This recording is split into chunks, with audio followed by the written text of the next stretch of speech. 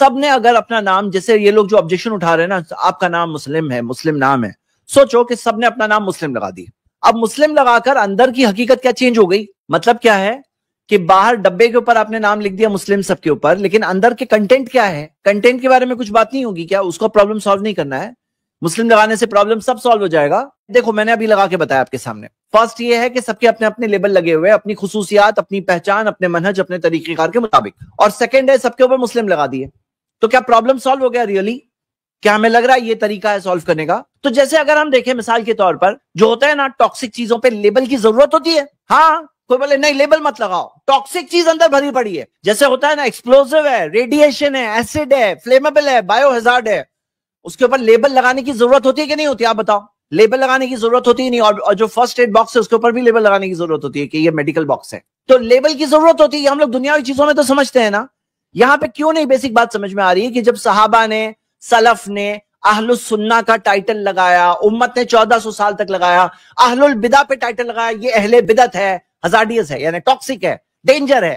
جیسے ہوتا ہے نا مثال کے طور پر الیکٹرک اپلائنسز میں ہوتا ہے ہائی وولٹیج کی پاور، ڈینجر، انہوں نے مارک آؤٹ کیا. ہم ورک پلیس سیفٹی میں ہوتا ہے، آپ نے دیکھا ہوگا موونگ مشینری یا پھر کوئی چیز گر سکتی ہے، کوئی ہزارڈ ہے، اس کو مارک کرتے ہیں. بچوں کے لیے جو ہوتا ہے نا چھوٹے جو ٹوائز، جو چوکنگ ہزارڈ ہوتا ہے، اس کو مارک کرتے ہیں کہ بھئی یہ ڈینجر ہے. تو ڈینجر مارکنگ کرنا ضروری ہے.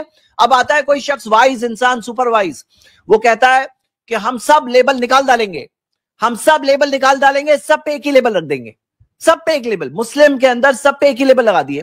تو یہاں پہ یہ جو سولوشن سمجھ کے کام کر رہا ہے، اس کو پرابلم کو سالو کرنا چاہیے. روڈ سیفٹی میں، روڈ سائنس میں لیبل لگائے جاتے ہیں. گارڈننگ کے اندر پوائزنس پلانٹس ہو، اس کے اوپر لیبل لگائے جاتے ہیں. دیکھیے کہ مان لو کہ جیسے مثال کے طور پہ کچھ لوگوں نے اپنے اوپر نام لگایا ہم دیوبندی ہیں. ان کی اپنی پہچان ہے، ان کی اپنی خصوصیات ہیں. میں صرف تین سب کی ذکر کر رہا ہوں، باقی اور بھی کئی خصوصیات ہیں کہ جیسے تقلید کو مانتے ہیں، اشعری ماتریدی عقیدہ ہے، صوفیزم کو مانتے ہیں. بریلوی ہیں، ان کی جو الگ الگ قسم کی شرک کی شکلیں ہیں جنہیں ہم نے شرک کے طور پہ سمجھا ہے، کلیئر ہے سامنے، اس کے لیکچرز ہو چکے ہیں. بدعت کے وہ قائل ہے، صوفیزم کو مانتے ہیں. اہل حدیث جو توحید کے لیے کھڑے ہیں، اتباع سنت کی دعوت دیتے ہیں، بدعت نہیں کرنا ہے، تقلید نہیں کرنا ہے، صحابہ سلف کے فہم پر چلنا ہے. شیعہ حضرات ہیں جو صحابہ کو کافر کہتے ہیں. 12 امام جن کو وحی مل رہی ہے، محمد صلی اللہ علیہ وسلم کے بعد میں 12 امام آئے، 12 اماموں کو وحی مل رہی ہے، اور شرک و بدعت کا پورا معاملہ ہے. تو یہاں تو ایسی بات ہوئی، توحید بھی صحیح، شرک بھی صحیح، سنت کرنا پہ چلنا بھی صحیح، بدعت کرنا بھی صحیح، صحیح حدیث پہ چلنا بھی صحیح، ضعیف موضوع حدیث پہ چلنا بھی صحیح، سب صحیح، سب صحیح. یہ تو یہ بات نکل گئی نا. یعنی کہ جیسے کہ 2 اور 2 4 بھی صحیح، 5 بھی صحیح، 6 بھی صحیح، 7 بھی صحیح، 2 اور 2 3 بھی صحیح. اب یہ بات سمجھنا ہے کہ ریئل سولوشن کیا ہے.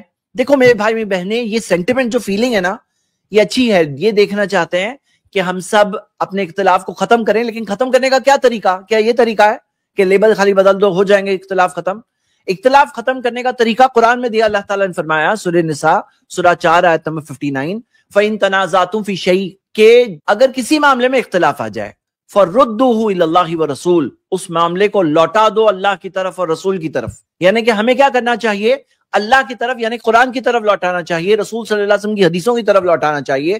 وہاں جا کے دیکھنا چاہیے کیا چیز صحیح ہے، ہم سب مل کے کریں گے. یہ ہے طریقہ. اللہ تعالیٰ نے بتایا ان کنتم تؤمنون باللہ، اگر اللہ پہ تمہارا ایمان ہے تو، والیوم الآخر، اور قیامت کے دن پہ ایمان ہے تو، ذالک خیر، اس میں خیر ہوگا، واحسن تاویلا، اس کا بہترین انجام ہوگا. یہ ہے طریقہ اختلاف ختم کرنے کا. فَإِن تَنَازَعْتُمْ فِي شَيْءٍ، شروع کے الفاظ پڑھیے. اختلاف ختم کرنے کے ہمارے پرسنل خود کے سوچے ہوئے فارمولاز نہیں. یہ ہے طریقہ کہ قرآن و حدیث کی طرف لوٹو. اب یہاں تو الٹا پرابلم کیا کریٹ ہو رہا ہے کہ توحید کو صحیح، شرک کو غلط بولو، سنت پہ چلنا صحیح، بدعت پہ چلنا غلط بولو. یہاں پہ یہ جو آیت جو انہوں نے بتائی، جو اس ویڈیو میں بھی بتائی گئی، عام طور پہ یہ آیت بتائی جاتی ہے، ان الذین فرقوا دینہم وکانوا شیعا، کہ وہ لوگ جنہوں نے دین کے ٹکڑے ٹکڑے کر دیے اور بن گئے گروہ گروہ. تو مین پرابلم کیا ہے معلوم ہے؟ فرقوا دینہم، یہ ہے اصل پرابلم، کہ دین کے ٹکڑے ٹکڑے کرنا، دین کو بانٹ دینا. کسی نے لفظ وسیلہ لے لیا، اس کی معنی نہیں لیا. کسی نے لفظ اولیاء اللہ لے لیا، اس کی معنی نہیں لیا. کسی نے اہل بیت کا لفظ لے لیا، کسی نے اقامت دین کا لفظ لے لیا. یہاں پہ کیا ہے نا، فرقوا دینہم، دین کو بانٹ دیا آپس میں، دین کے ٹکڑے ٹکڑے کر دیے. یہ ہے اصل پرابلم. مطلب اصل پرابلم جس کو سالو کرنا ہے، فرقوا دینہم کو سالو کرنا ہے. اور آپ نے اس کی تفسیریں دیکھی، علماء کرام نے کیا سمجھایا، تفسیر ابن کثیر میں کئی سارے جو اقوال ہیں. فرقوا دینہم کا کیا مطلب ہے؟ فرقوا دینہم کا مطلب یہ نہیں لیبل لگا دینا. فرقوا دینہم کا ریئل پرابلم کیا ہے کہ دین کے حصے کر دیے، ٹکڑے کر دیے. جو لوگ پورے دین کو لیتے ہیں، پورے کے پورے دین کو لیتے ہیں, ساری باتیں لیتے ہیں, قرآن و سنت کو لیتے ہیں, وہ لوگ فرق دینہم نہیں کر رہے ہیں, وہ لوگ فرق دینہم نہیں کر رہے ہیں. بہت اہم بات ہے. تو یہاں پہ جو آتا ہے لست منہم فی شیء, آپ کا ان کے ساتھ کوئی تعلق نہیں. کن کے ساتھ؟ جو فرق دینہم کر رہے ہیں, ان سے کوئی تعلق نہیں. یہ لوگ کیسے مسکوٹ کرتے ہیں؟ جو لوگ اپنے اوپر دوسرے لیبل لگاتے ہیں, آپ کا ان سے کوئی تعلق نہیں. یہ مسکوٹیشن ہوا نہیں ہوا؟ آیت کے اندر کیا دیا ہے؟ فرق دینہم, اور آپ کہہ رہے ہیں لیبل.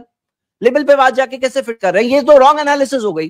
جیسے مان لو مثال کے طور پر پیشنٹ ڈاکٹر کے پاس آیا, ڈاکٹر نے اس کو دیکھا, اس نے رانگ چیکنگ کر کے رانگ ڈائگنوسس کر دیا, کہا کہ یہ پرابلم ہے, حالانکہ وہ اصل پرابلم نہیں ہے. اس سے کیا ہوتا ہے معلوم ہے؟ پوری محنت لگا دیے, لیبل مت لگاؤ, لیبل مت لگاؤ, حالانکہ وہ ریئل سولوشن ہے ہی نہیں. ریئل سولوشن یہ ہے ردوہ الی اللہ و رسول, اللہ اس کے رسول کی طرف لوٹاؤ. ریئل سولوشن یہ ہے کہ فرقوا دینہم مت کرو, یہ ہے ریئل سولوشن. اب یہاں پہ ایک سوال کیا آتا ہے, اور مین سوال ہے یہ, ان کا کہنا ہے, کہتے ہیں مسلم کے علاوہ کوئی نام نہیں لگا سکتے. مسلم فرسٹ, مسلم لاسٹ. یہ مسلم فرسٹ اینڈ لاسٹ یہ آیت نہیں ہے قرآن میں. اللہ نے نام مسلم دیا, اس میں کوئی شک نہیں. کون کہتا ہے مسلم نہیں ہے؟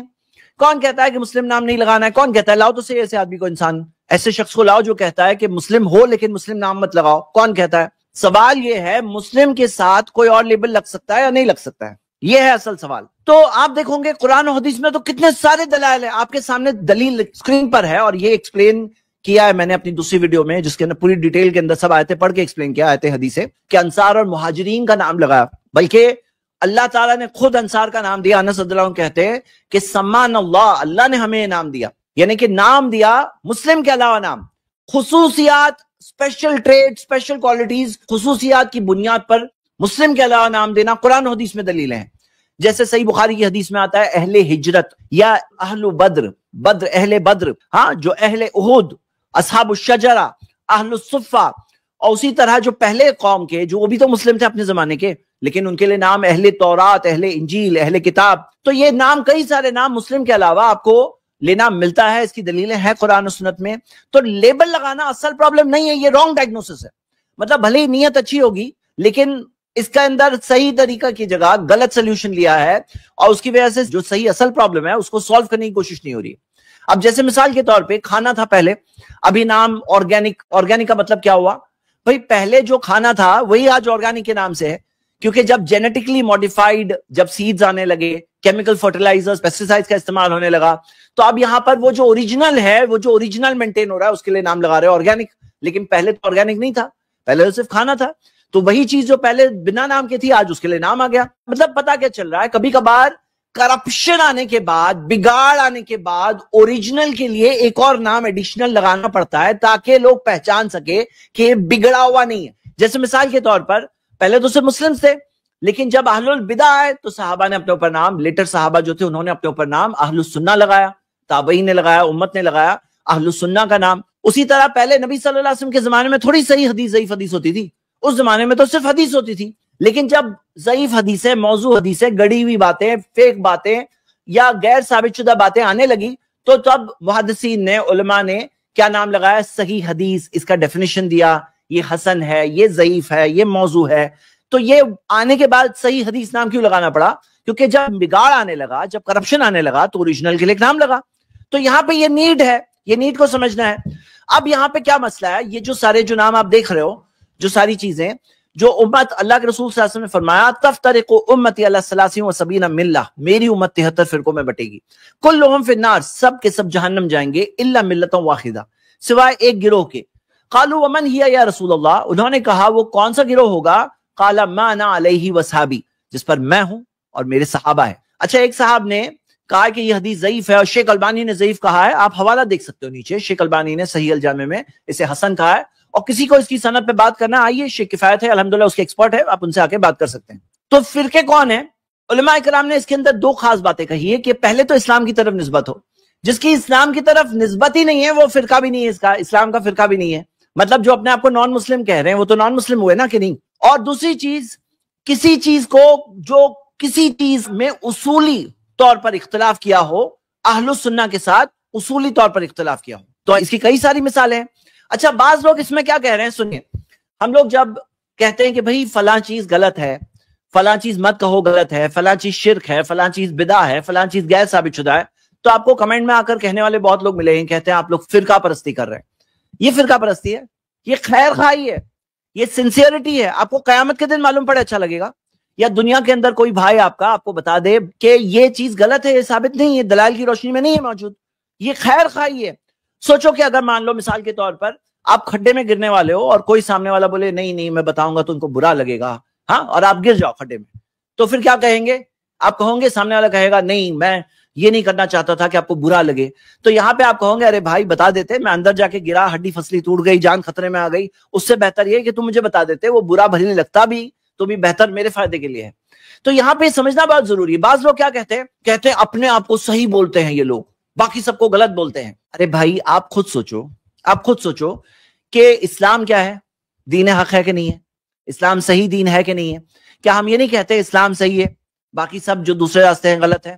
ان الدین عند اللہ الاسلام، جو دین اللہ کے نزدیک قبول ہے وہ ہے اسلام. اب اگر مان لو کہ جو صحیح عقیدہ ہے، توحید والے کہیں گے کہ نہیں کہیں گے توحید صحیح ہے، شرک غلط ہے، سنت پہ چلنا صحیح ہے، بدعت کرنا غلط ہے. تو یہاں پہ جو صحیح بات کو صحیح نہیں کہیں گے، پھر اس کے اندر کیا ہے؟ اگر آپ چل رہے ہو اس چیز پہ صحیح مان رہے ہو اسی لیے تو چل رہے ہو نا. تو یہ کہنا کہ اپنے آپ کو صحیح کہہ رہے ہو، اپنے آپ کو نہیں، قرآن و سنت کی جو بات دلائل کی روشنی میں مل رہی ہے، ایسا نہیں کہ آپ کو کہہ رہے ہیں باپ دادا کی ہمارا راستہ ہے اور ہمارے بڑے بزرگوں نے کہا اسی لیے صحیح ہو گیا. نہیں، یہاں قرآن و سنت کی بات ہے، دلائل کے ساتھ میں، پروف کے ساتھ میں، اس چیز کو ہم صحیح بتا رہے ہیں.